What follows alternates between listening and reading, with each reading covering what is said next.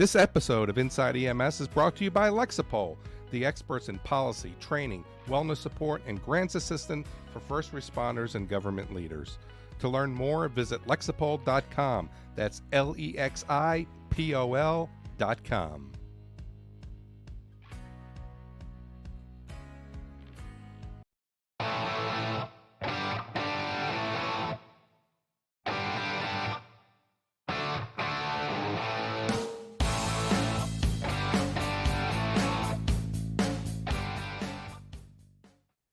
We are here. It's all about life, love, and the pursuit of happiness and going inside EMS. And as always, with me is my good friend who lives up there in New York, almost Canada, Kelly Grayson, KG. What's going on up there in the Empire State?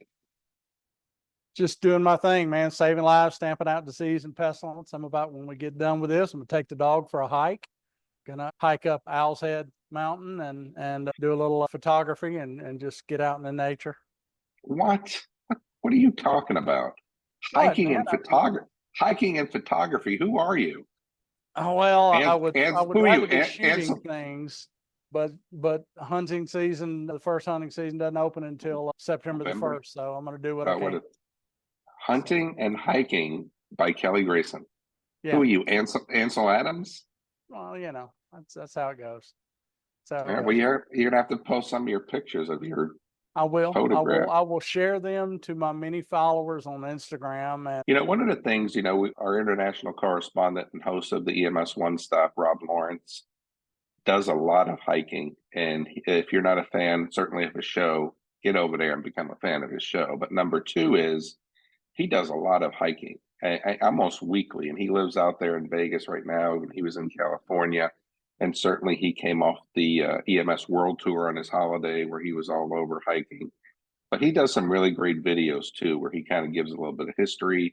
I enjoy the hikes, and he always says, give the hike a like. But one of the things that's always amazing is Nancy Perry, who used to work with World, and now she is the editor for Police One here in the Lexipol family.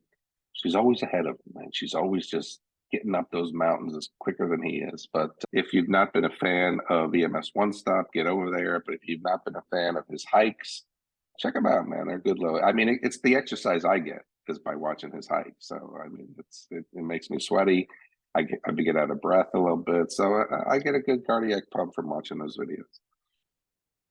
Well, I'm deciding to change things up. The dog has been inside for 24 hours with only a brief break to go outside and relieve himself. So he needs a chance to get to be a dog. So I'm going to take him out and let him hike with me and try to wear him out a little bit instead of hitting the pool today. So did you get a new dog? We're gonna go get in nature so he can sniff and chase things. So what? You get a new dog?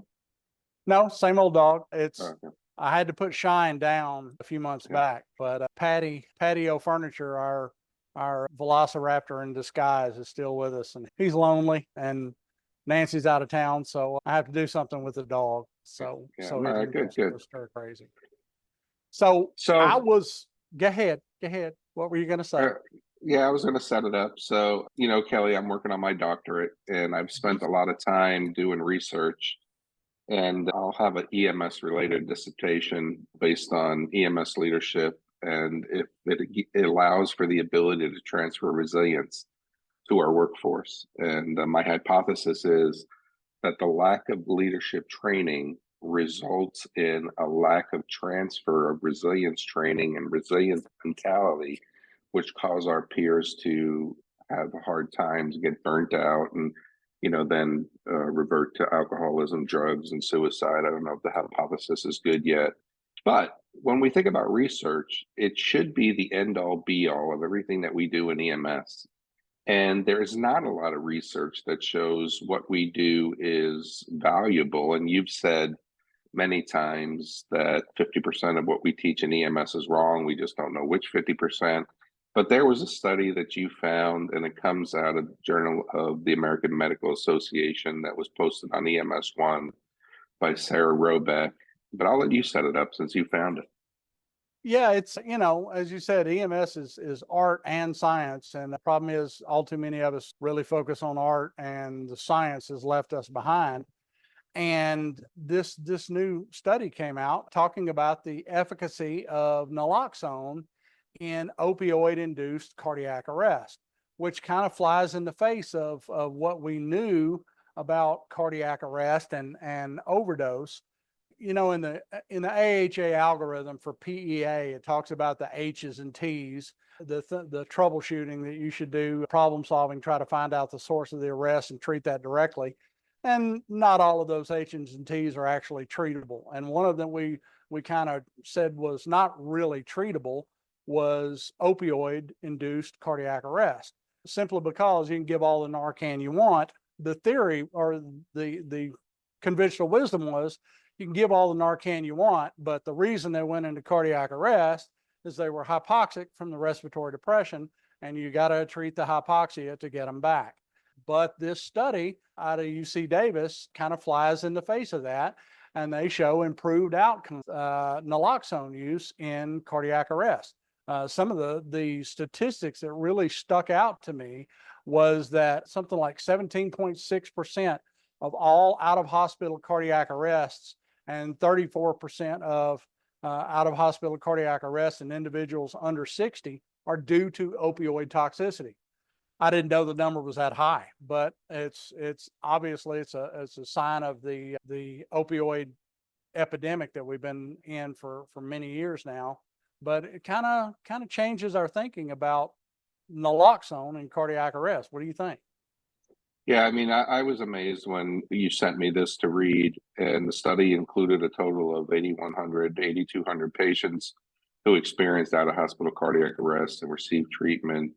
And when we start to think about this, as you've mentioned, and as we know, there isn't a lot of research in that the work that we do will make a difference. And as you said, Ubid H. Humphrey had asystole, or Ubid H, we have to be able to go through all those H's and T's and try to figure out what's going on and see if we can make a difference. But this was pretty interesting. And so does this automatically now become part of our, especially in unwitnessed cardiac arrest, does this become part of our formulary now? Kelly, I remember, I've been around long enough to remember that back in the old days, we used to give an amp of D50 in cardiac arrest. Remember, we talk about the Krebs cycle, and wait a minute, if there's no sugar because of cardiac arrest, we need to give an amp of D50, and we need to help the Krebs cycle to blah blah blah blah blah, right? Yeah. Where was that steeped in research now?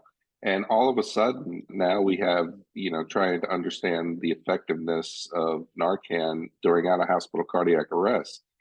Is this something that changes the paradigm, or is this just something that raises an eyebrow to say we've got to do more work here?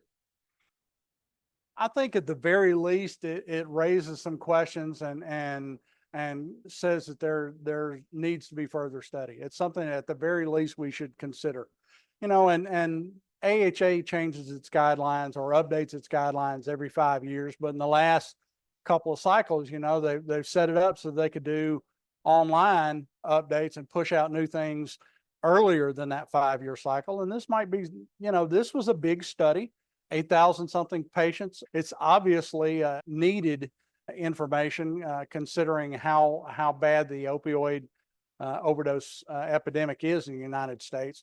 And the numbers are pretty compelling. The fact that this affects so many of our out-of-hospital cardiac arrests, and that this actually shows pretty strong evidence of improved outcome, it has a potential to change our practice and advance our understanding of, drug toxicity, at least for opioids and cardiac arrest.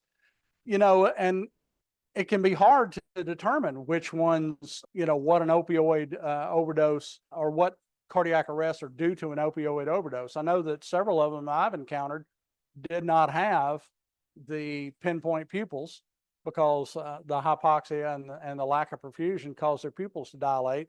And only after we started oxygenating them a little bit better and doing some good CPR did we start to see pupillary constriction and realize, okay, maybe we need to go through this guy's meds and review his history and see if he potentially overdosed. And sure enough, they had. But I don't think we're at the approach of some of some of our colleagues where, you Narcan the hypoglycemic patient 15 times before deciding it might be something else besides an opioid overdose. But it needs to be higher up on our differentials when we're working those cardiac arrests.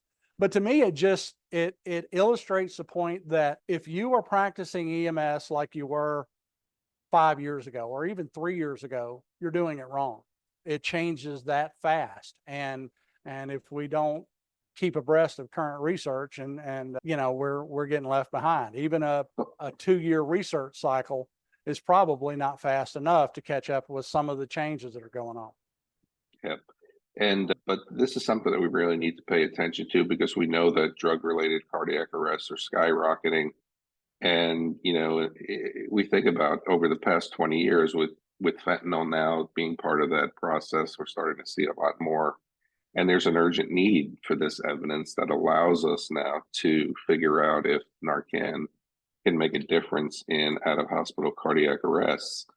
And, I think that one of the things that's really interesting here is that people are finally looking, because this is really based into an EMS study. So, I went to UC Davis Health and kind of read their outline after reading on EMS1.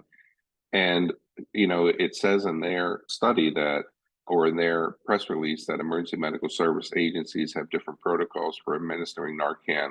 So there's little evidence to support its use in patients without a pulse who've experienced opioid-associated out-of-hospital cardiac arrest. One of the things that's interesting, though, is I thought, and when I read this, I was really amazed, because I thought with all the easier access to Narcan, that we would see a reduced level of out-of-hospital cardiac arrests. But what this study is saying is that, over the last 2 years, it's just increased. So even with the availability of Narcan, it doesn't look like the thought of its, the ability to put your hands on it really makes a difference, because nobody's using it. So that was really interesting to me to say, even with the, prevalence of being able to put your hands on Narcan, we're still seeing an increase in out-of-hospital cardiac arrests. Yeah, and another thing that stood out to me was the numbers needed to treat. For you guys who are unfamiliar with medical research, one of the parameters that we look at to determine the usefulness, the efficacy of a potential treatment is what we call number needed to treat. It's the number of people, number of study subjects you would have to apply this treatment to before you found one who would potentially benefit from it. And the smaller that number, the more widely needed this treatment is. For example, with, say, pre-hospital spinal immobilization of penetrating trauma patients, the number needed to treat is 1,061, and the number needed to harm was 1 in 16. So you're more likely to hurt someone, far more likely to hurt someone than you are to help them spinally immobilizing your penetrating trauma patients. But looking at these numbers, their number needed to treat was 9.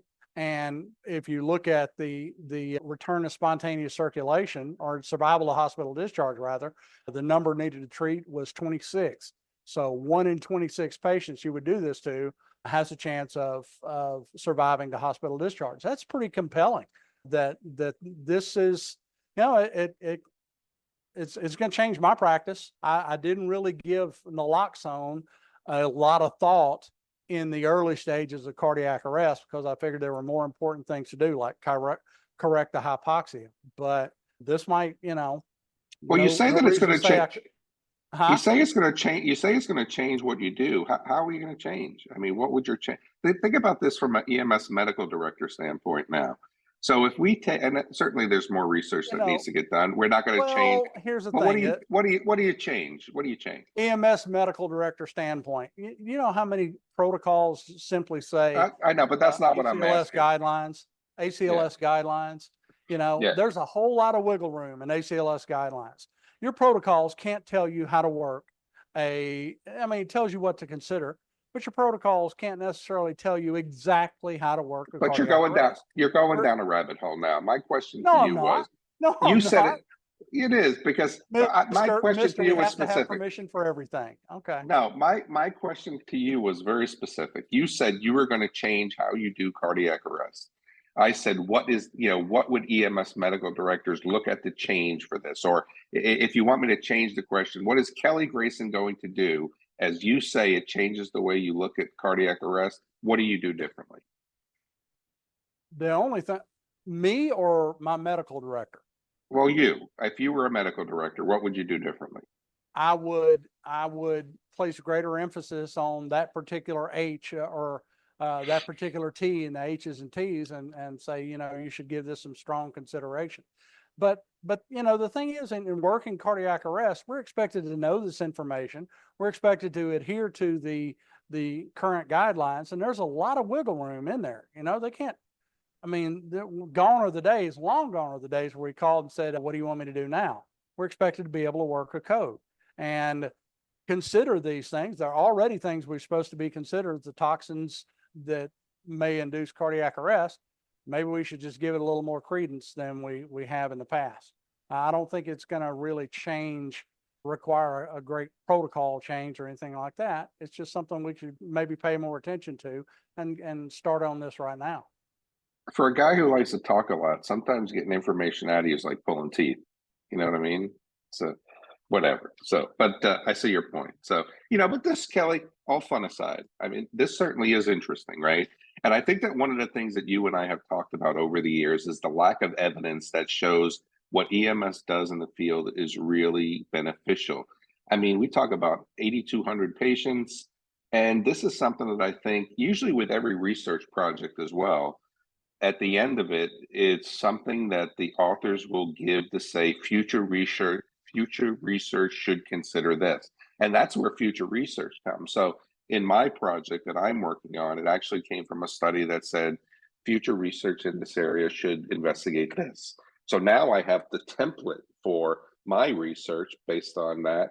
I have a question that I could look for a hypothesis. I'd be interested to know what this future research, and I'm going to do a little research and pull this study up and see if we can figure that out. But hopefully more comes from this. But Kelly, I think we're changing the paradigm. And like we say, like you and I used to say in the old days of the show, I think we have a clinical issue here. Yeah, I think we do have a clinical issue, and it further illustrates the point we've made multiple times in this podcast that question everything that we do. We have to question every single thing that we do, and don't accept anything as at face value, and look at the efficacy of what we're doing. That's the only way we can grow as a profession and advance our clinical knowledge. But hey, that is what we think. We'd like to hear what you think. You think you're going to start paying more attention to giving Narcan and cardiac arrest? We'd love to hear your thoughts at the show at ems1.com. And for myself and co-host Chris Ceballero, thanks for tuning in to Inside EMS. We're going to catch y'all next week.